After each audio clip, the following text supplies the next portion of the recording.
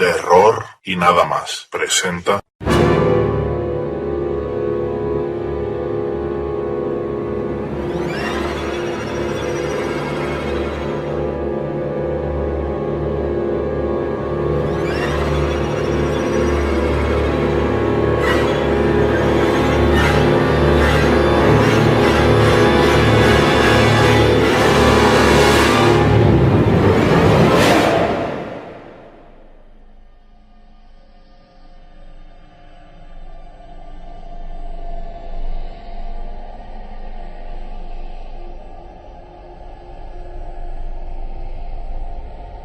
De ninguna manera me parece sorprendente que el extraordinario caso del señor Valdemar haya provocado tantas discusiones. Hubiera sido un milagro que ocurriera lo contrario, especialmente en tales circunstancias. Aunque todos los participantes deseábamos mantener el asunto alejado del público, al menos por el momento, o hasta que se nos ofrecieran nuevas oportunidades de investigación. A pesar de nuestros esfuerzos, no tardó en difundirse una versión tan espuria como exagerada, que se convirtió en fuente de muchas desagradables tergiversaciones y, como es natural, de profunda incredulidad.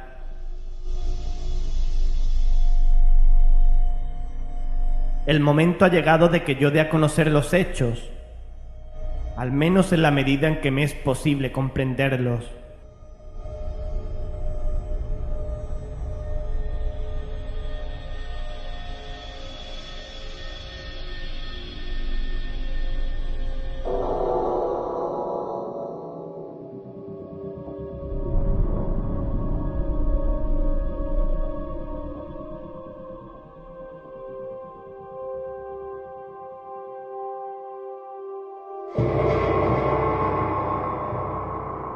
Durante los últimos años, el estudio del hipnotismo había atraído repetidamente mi atención. Hace unos 9 meses, se me ocurrió súbitamente que en la serie de experimentos efectuados hasta ahora, existía una omisión tan curiosa como inexplicable. Jamás había hipnotizado a nadie in articulo mortis. Quedaba por verse si, en primer lugar, un paciente en esas condiciones sería susceptible de influencia magnética. En segundo lugar, en caso de que lo fuera, si su estado aumentaría o disminuiría dicha susceptibilidad. Y en tercer lugar, hasta qué punto o por cuánto tiempo el proceso hipnótico sería capaz de detener la intrusión de la muerte. Quedaban por aclarar otros puntos, pero estos eran los que más excitaban mi curiosidad, sobre todo el último, dada la inmensa importancia que podían tener sus consecuencias.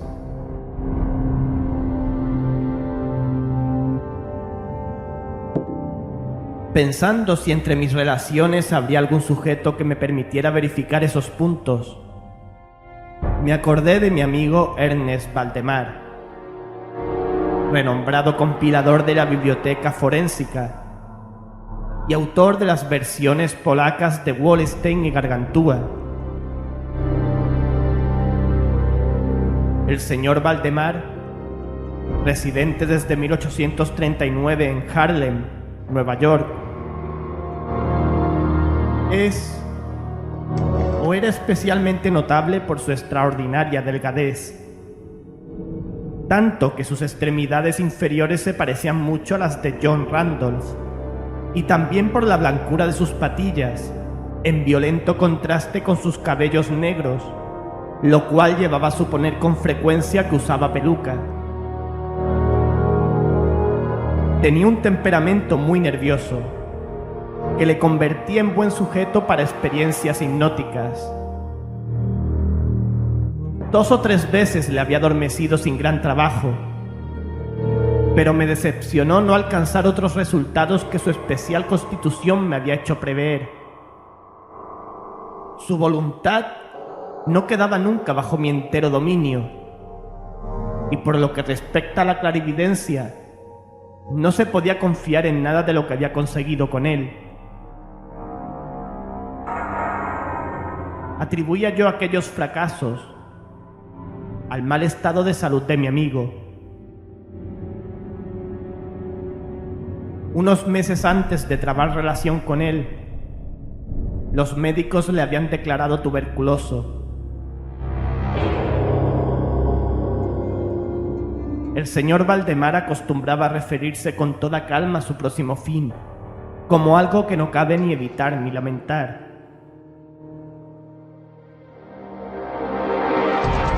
Cuando las ideas a que he aludido se me ocurrieron por primera vez, lo más natural fue que acudiese a Valdemar. Demasiado bien conocía la serena filosofía de mi amigo para temer algún escrúpulo de su parte. Por lo demás, no tenía parientes en América que pudieran intervenir para oponerse.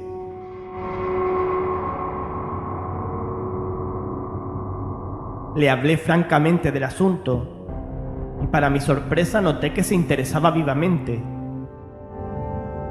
Digo para mi sorpresa, pues si bien hasta entonces se había prestado libremente a mis experimentos, jamás demostró el menor interés por lo que yo hacía.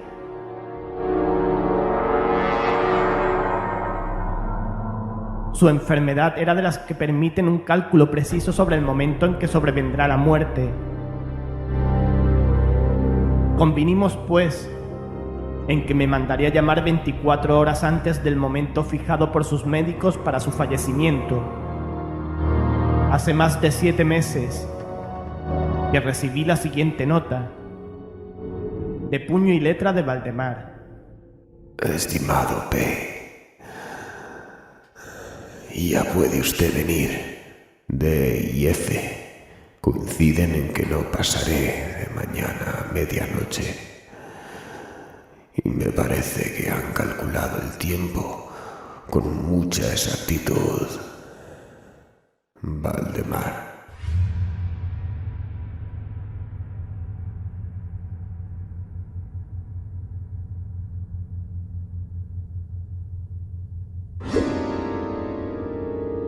Recibí la carta media hora después de haberse escrito, y 15 minutos más tarde estaba en el dormitorio del moribundo. No le había visto en los últimos 10 días, y me aterró la espantosa alteración que se había producido en tan breve intervalo.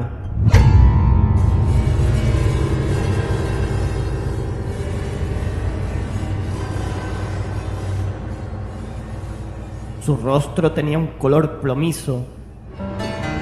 No había el menor brillo en los ojos. Y tan terrible era su delgadez que la piel se había abierto en los pómulos.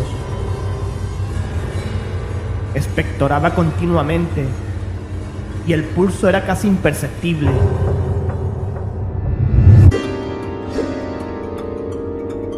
Conservaba no obstante una notable claridad mental y cierta fuerza.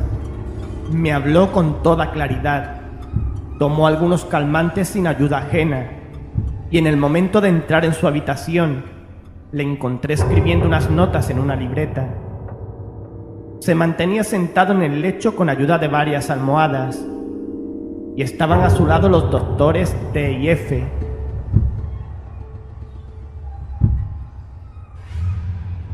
Luego de estrechar la mano de Valdemar, llevé aparte a los médicos y les pedí que me explicaran detalladamente el estado del enfermo. Desde hacía 18 meses, el pulmón izquierdo se hallaba en un estado semióseo o cartilaginoso, y como es natural, no funcionaba en absoluto. En su porción superior, el pulmón derecho aparecía parcialmente osificado, mientras la inferior era tan solo una masa de tubérculos purulentos que se confundían unos con otros. Existían varias dilatadas perforaciones y en un punto se había producido una adherencia permanente a las costillas.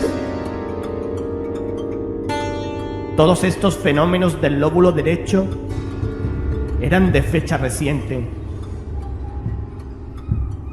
La osificación se había operado con insólita rapidez, ya que un mes antes no existían señales de la misma, y la adherencia solo había sido comprobable en los últimos 3 días. Aparte de la tuberculosis, los médicos sospechaban un aneurisma de la aorta, pero los síntomas de osificación volvían sumamente difícil un diagnóstico. Ambos facultativos opinaban que Valdemar moriría hacia la medianoche del día siguiente, un domingo. Eran ahora las 7 de la tarde del sábado. Al abandonar la cabecera del moribundo para conversar conmigo, los doctores D y F se habían despedido definitivamente de él. No era su intención volver a verle, pero a mi pedido convinieron en examinar al paciente a las 10 de la noche del día siguiente. Una vez que se fueron, hablé francamente con Valdemar sobre su próximo fin, y me referí en detalle al experimento que le había propuesto. Nuevamente se mostró dispuesto, e incluso ansioso por llevarlo a cabo, y me pidió que comenzara de inmediato.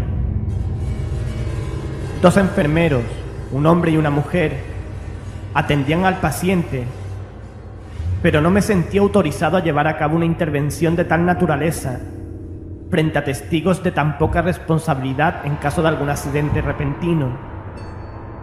Aplacé por tanto el experimento hasta las 8 de la noche del día siguiente, cuando la llegada de un estudiante de medicina de mi conocimiento, el señor Theodore L., me libró de toda preocupación. Mi intención inicial había sido la de esperar a los médicos, pero me vi obligado a proceder, primeramente por los urgentes pedidos de Valdemar, y luego por mi propia convicción de que no había un minuto que perder, ya que con toda evidencia el fin se acercaba rápidamente. El señor L. tuvo la amabilidad de acceder a mi pedido, así como de tomar nota de todo lo que ocurriera. Lo que voy a relatar ahora procede de sus apuntes.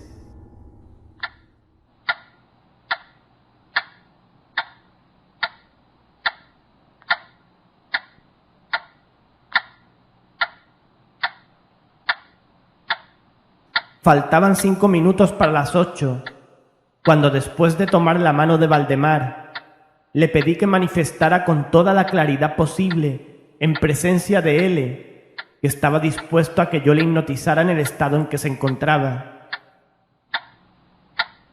Débil, pero distintamente, el enfermo respondió: Sí, quiero ser hipnotizado. Me temo que sea demasiado tarde.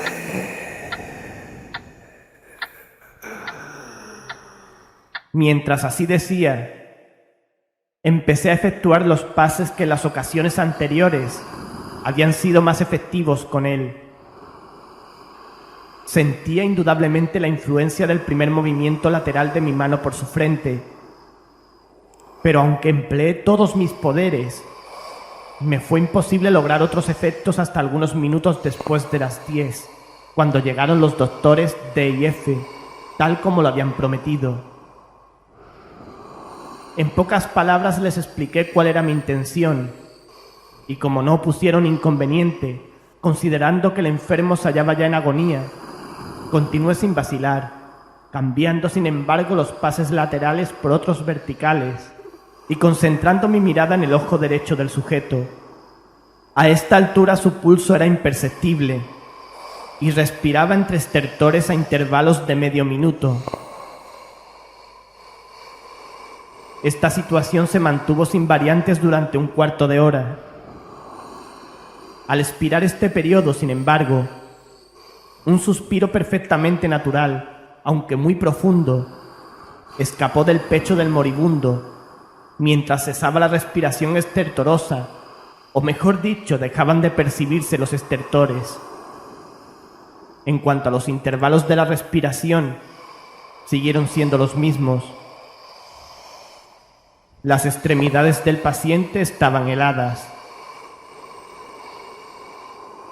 A las 11:05, advertí inequívocas señales de influencia hipnótica. La vidriosa mirada de los ojos fue reemplazada por esa expresión de intranquilo examen interior que jamás se ve sino en casos de hipnotismo y sobre la cual no cabe engañarse. Mediante unos rápidos pases laterales hice palpitar los párpados, como al acercarse el sueño, y con unos pocos más los cerré por completo.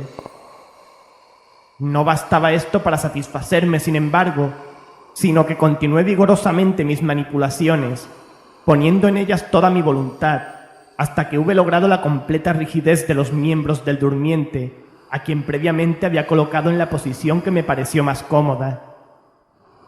Las piernas estaban completamente estiradas. Los brazos reposaban en el lecho, a corta distancia de los flancos.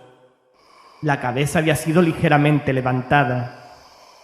Al dar esto por terminado era ya medianoche, y pedí a los presentes que examinaran el estado de Valdemar. Luego de unas pocas verificaciones, admitieron que se encontraba en un estado insólitamente perfecto de trance hipnótico. La curiosidad de ambos médicos había despertado en sumo grado. El doctor D decidió pasar toda la noche a la cabecera del paciente, mientras el doctor F se marchaba con promesa de volver por la mañana temprano. Él y los enfermeros se quedaron.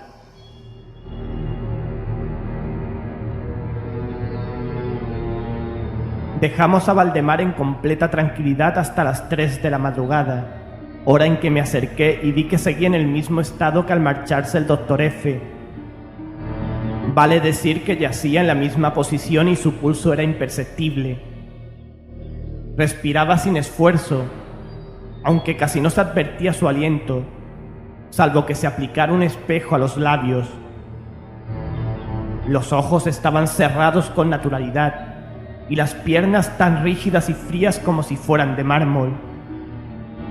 No obstante ello, la apariencia general distaba mucho de la de la muerte. Al acercarme intenté un ligero esfuerzo para influir sobre el brazo derecho, a fin de que siguiera los movimientos del mío, que movía suavemente sobre su cuerpo.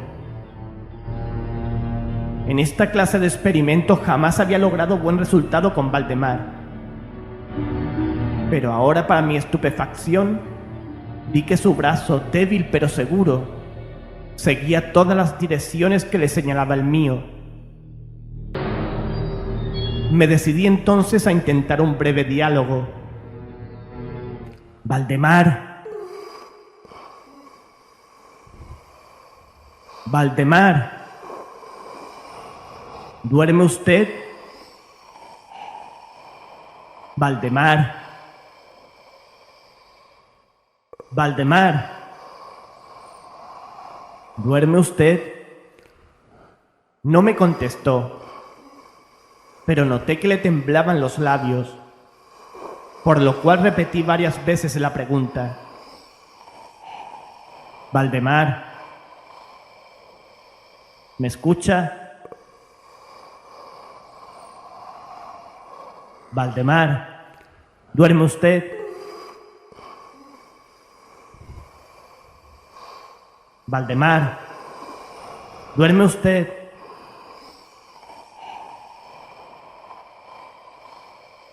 Valdemar, ¿me escucha? ¿Duerme usted? A la tercera vez todo su cuerpo se agitó con un ligero temblor. Los párpados se levantaron lo bastante para mostrar una línea del blanco del ojo. Moviéronse lentamente los labios, mientras en un susurro apenas audible brotaban de ellos estas palabras.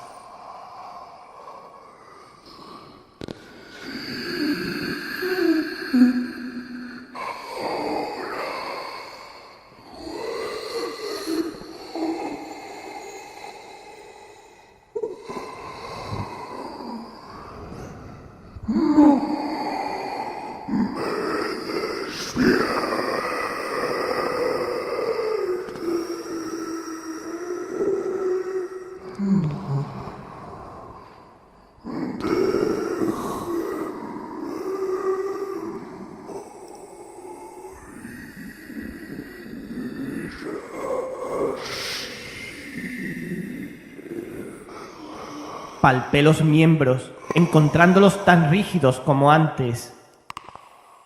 Volví a interrogar al hipnotizado. Valdemar. Valdemar. ¿Sigue sintiendo dolor en el pecho? La respuesta tardó un momento y fue aún menos audible que la anterior.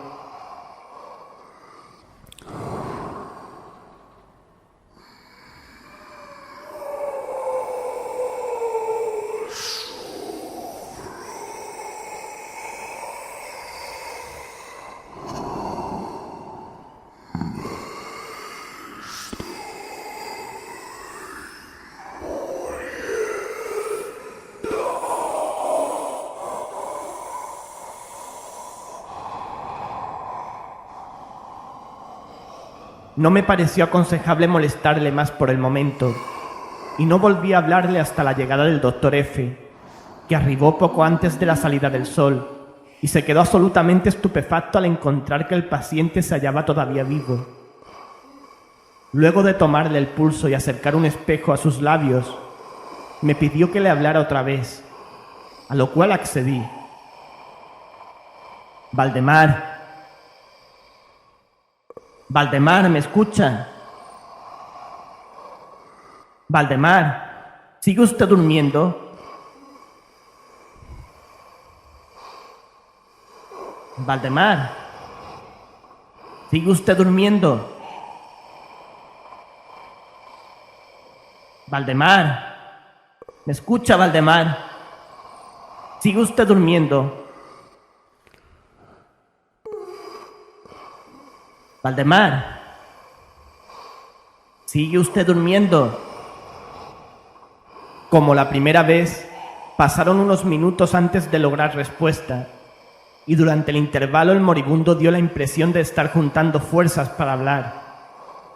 A la cuarta repetición de la pregunta, y con voz que la debilidad volvía casi inaudible, murmuró: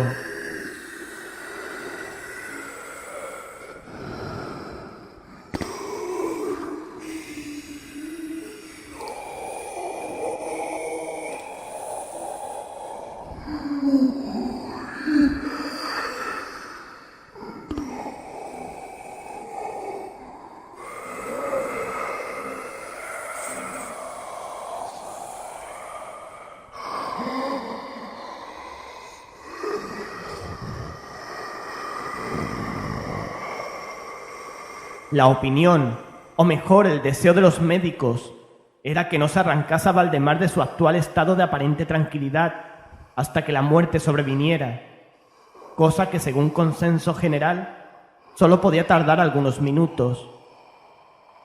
Decidí sin embargo hablarle una vez más, limitándome a repetir mi pregunta anterior. Valdemar, ¿sigue durmiendo? Mientras lo hacía, un notable cambio se produjo en las facciones del hipnotizado. Los ojos se abrieron lentamente, aunque las pupilas habían girado hacia arriba. La piel adquirió una tonalidad cadavérica, más semejante al papel blanco que al pergamino, y los círculos écticos, que hasta ese momento se destacaban fuertemente en el centro de cada mejilla, se apagaron bruscamente. Empleo estas palabras porque lo instantáneo de su desaparición trajo a mi memoria la imagen de una bujía que se apaga de un soplo. Al mismo tiempo el labio superior se replegó, dejando al descubierto los dientes que antes cubría completamente, mientras la mandíbula inferior caía con un sacudimiento que todos oímos, dejando la boca abierta de par en par y revelando una lengua hinchada y ennegrecida.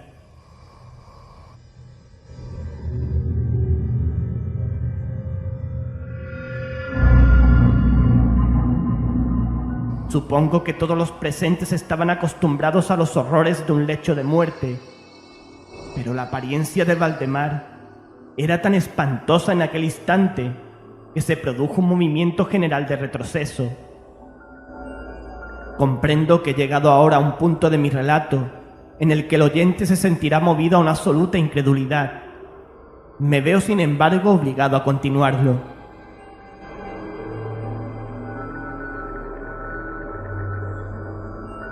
El más imperceptible signo de vitalidad había cesado en Valdemar. Seguros de que estaba muerto, lo confiábamos ya a los enfermeros, cuando nos fue dado observar un fuerte movimiento vibratorio de la lengua. La vibración se mantuvo aproximadamente durante 1 minuto. Al cesar, de aquellas abiertas e inmóviles mandíbulas brotó una voz que sería insensato pretender describir. Es verdad que existen 2 o 3 epítetos que cabría aplicarle parcialmente. Puedo decir, por ejemplo, que su sonido era áspero y quebrado, así como hueco, pero el todo es indescriptible, por la sencilla razón de que jamás un oído humano ha percibido resonancias semejantes. 2 características, sin embargo, según lo pensé en el momento y lo sigo pensando, pueden ser señaladas como propias de aquel sonido y dar alguna idea de su calidad extraterrena. En primer término, la voz parecía llegar a nuestros oídos, por lo menos a los míos, desde larga distancia o desde una caverna en la profundidad de la tierra. Segundo, me produjo la misma sensación. Temo que me resultará imposible hacerme entender que las materias gelatinosas y viscosas producen en el sentido del tacto. He hablado al mismo tiempo de sonido y de voz. Quiero decir que el sonido consistía en un silabeo clarísimo, de una claridad incluso asombrosa y aterradora.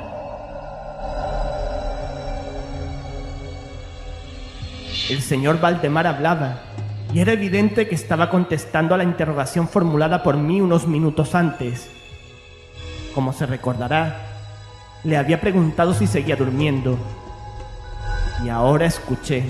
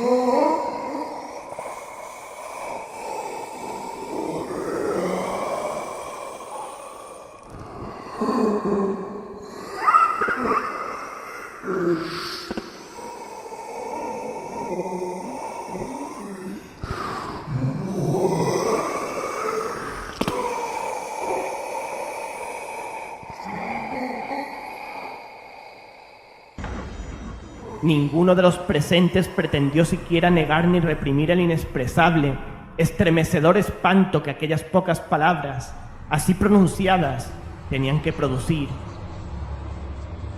Él, el estudiante, cayó desvanecido. Los enfermeros escaparon del aposento y fue imposible convencerlos de que volvieran.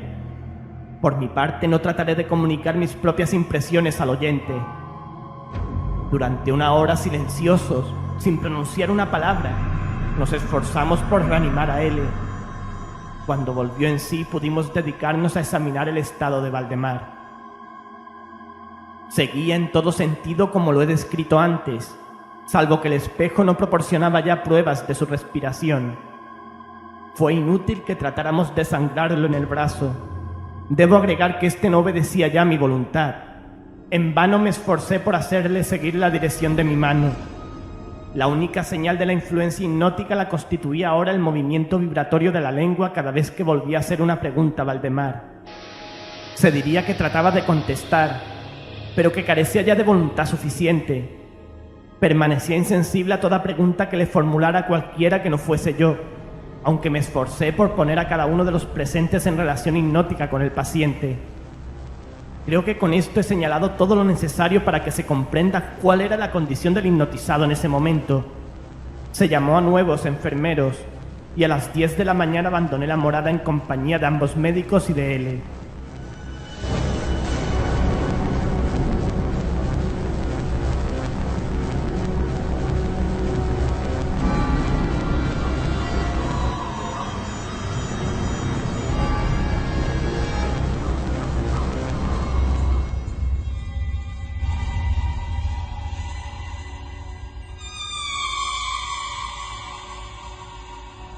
Volvimos por la tarde a ver al paciente. Su estado seguía siendo el mismo. Discutimos un rato sobre la conveniencia y posibilidad de despertarlo, pero poco nos costó llegar a la conclusión de que nada bueno se conseguiría con eso.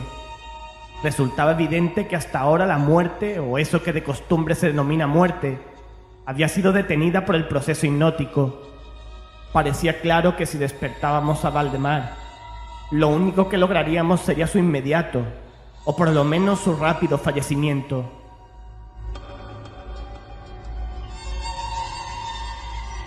Desde este momento hasta fines de la semana pasada, vale decir casi 7 meses, continuamos acudiendo diariamente a casa de Valdemar, acompañados una y otra vez por médicos y otros amigos.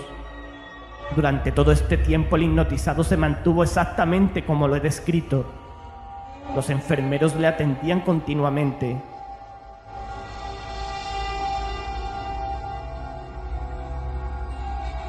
Por fin, el viernes pasado resolvimos hacer el experimento de despertarlo, o tratar de despertarlo.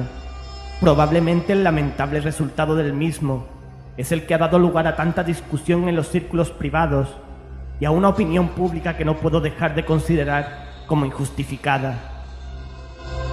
A efectos de librar del trance hipnótico al paciente, acudí a los pases habituales. De entrada resultaron infructuosos. La primera indicación de un retorno a la vida lo proporcionó el descenso parcial del iris. Como detalle notable se observó que este descenso de la pupila iba acompañado de un abundante flujo de licor amarillento, procedente de debajo de los párpados, que despedía un olor penetrante y fétido. Alguien me sugirió que tratara de influir sobre el brazo del paciente, como al comienzo. Lo intenté sin resultado. Entonces el Dr. F expresó su deseo de que interrogara al paciente. Así lo hice con las siguientes palabras: «Señor Valdemar, ¿puede explicarnos lo que siente y lo que desea?». Instantáneamente reaparecieron los círculos sépticos en las mejillas. La lengua tembló, o mejor dicho, rodó violentamente en la boca, aunque las mandíbulas y los labios siguieron rígidos como antes. Y entonces resonó aquella horrenda voz que he tratado ya de describir.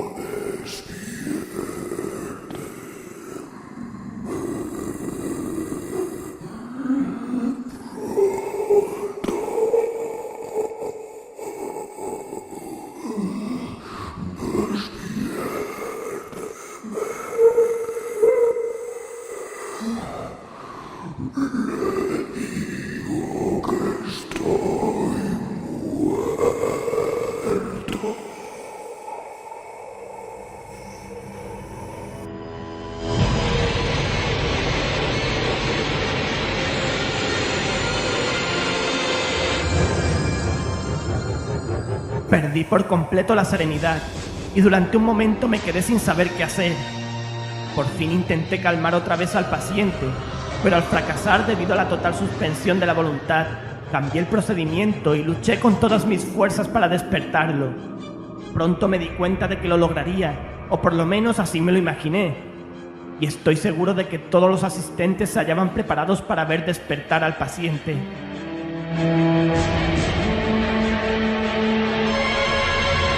Pero lo que realmente ocurrió fue algo para lo cual ningún ser humano podía estar preparado.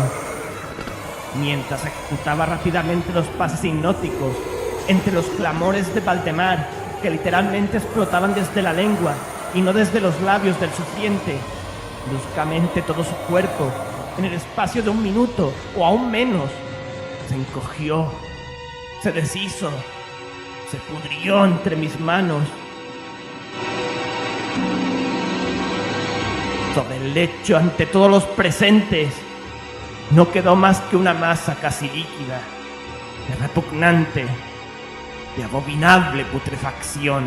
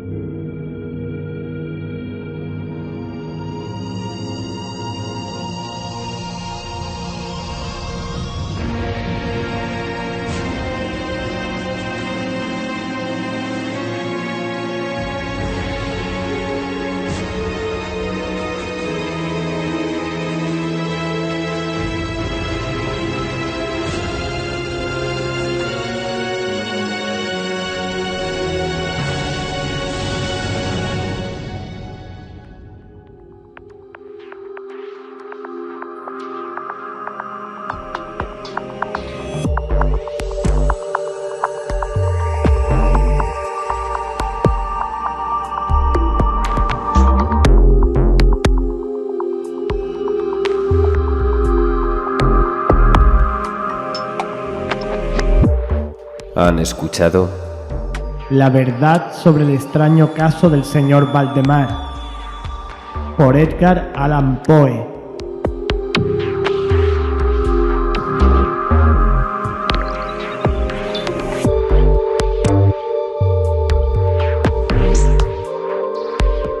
En este relato han intervenido Antonio Reverte Lucena como narrador y protagonista, Miguel Ángel Pulido como Valdemar,